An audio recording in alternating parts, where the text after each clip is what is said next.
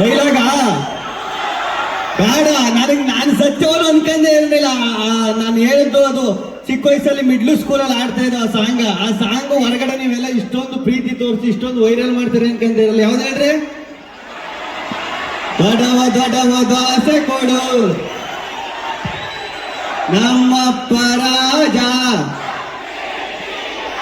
ಸಾರ್ಗಾಕೋ ಸೊಪ್ಪು. ಏನ್ ಚಿಕ್ಕವರಿಂದ ದೊಡ್ಡವ್ರ ಗಂಟು ಆಡ್ತಾರಲ್ಲ, ಅದೇ ಖುಷಿ ಕಾರಣ ನನಗೆ ಸತ್ಯವಾಗ್ಲು. ಈಗ ಬರೀ ದೊಡ್ಡವ ಚಿಕ್ಕವ ಅನ್ಕೊಂಡ್ ಬರೀ ಹೆಣ್ಮಕ್ಳಿಗೆ ಮಾತ್ರ ಸಾಂಗ್ ಆಡ್ದೋ ಇಲ್ಲ ಡೈಲಾಗ್ ಹೇಳ್ದೋ.